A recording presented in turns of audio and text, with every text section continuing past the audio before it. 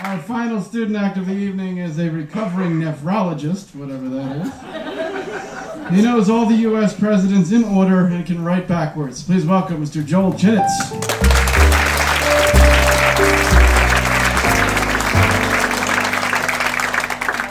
Terrence's father. I hope there's a toilet behind that.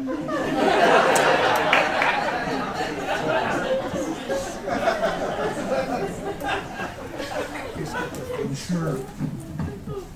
Can you hear me? Yes. That's too bad. I'm sure Mike is very disappointed. He put me on last because he thought I'd be asleep in the green room by now. So I'm sorry. Again, my name is Joel Chinitz, Joel, but I grew up in an Italian neighborhood in the Bronx, so you can call me Joey, or Hey Joey, which we did. But anyway, I didn't expect this bigger crowd here. How many people came in here by mistake thinking they were going to the movie theater a block away? You know, I mean, if you expected to see the Grand Budapest Hotel, you ended up seeing creatures from the Black Lagoon. But you may be wondering why I'm wearing this Philadelphia shirt. It's because I want to know where I'm supposed to go after this program is over.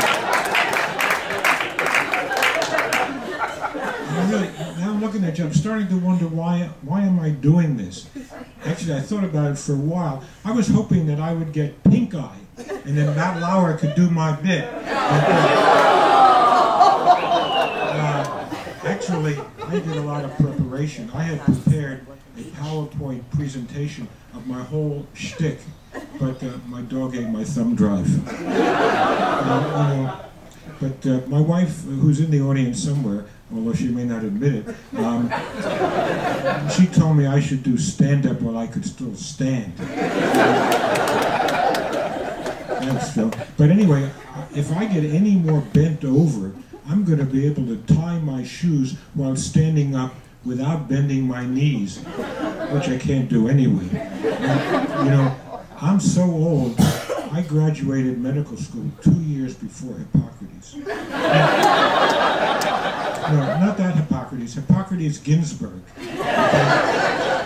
That old Hippocrates, you know, the guy with the wedding dress and the ballet slippers and the dreadlocks, he was the guy who told us, you know, don't cut for a stone and never give an abortive remedy. He never said anything about liposuction, though, and nothing about discount Groupons for tummy tucks. But anyway,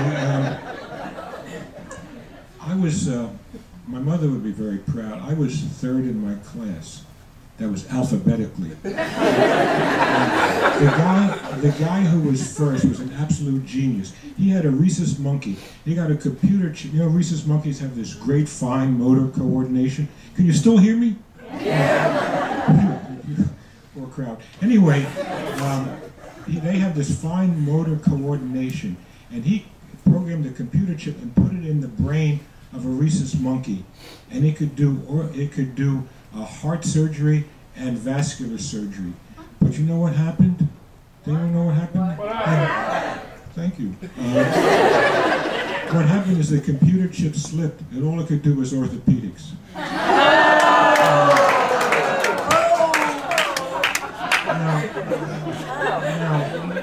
We'll move on from there. But anyway, Marta told you that she lost 90 pounds, right?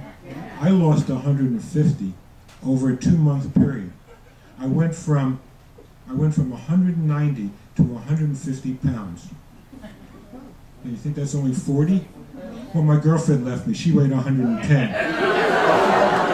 Anyway, I practiced this routine with my 9-year-old grandson, and he told me I should stick to number painting. But anyway, now, why did I become a doctor? In 1936, my mother told me, she said, "You're going to become a doctor." I was born in 1938. But it didn't matter. She was the decider before George Bush was born. And I have 3 older sisters. That wasn't going to work with my son, the doctor.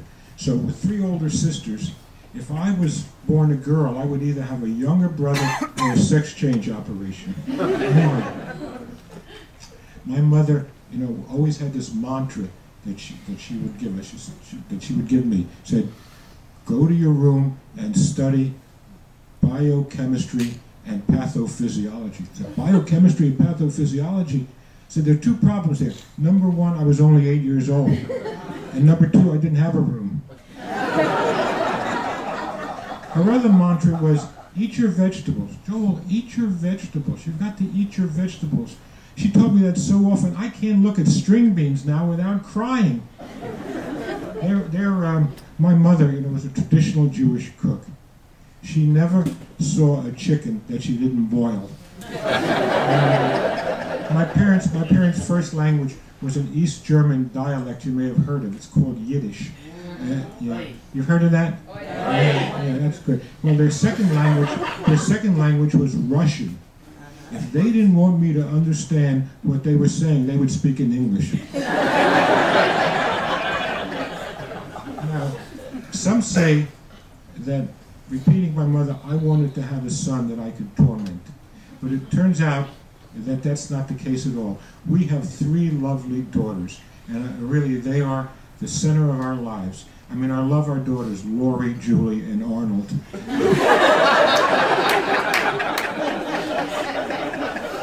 Now, she may not want to hear this, but my wife was decider number 2, and she actually met George Bush, confronted him, and told him that he should study world history and current events and go to his room. The other thing she told him was stay away from Dick Cheney. He could be very, very dangerous. And I don't know that he ever did. But anyway, we last summer, we celebrated our 50th anniversary. And those were 50 contiguous years. Anyway, so we celebrated, my wife and I went Budapest and Istanbul. She went to Budapest and I went to Istanbul. I guess I've taken up too much time. I just wanted to say one thing to my mother. Mother, don't worry about me. I ate Brussels sprouts yesterday. Thank you very much. Thank you.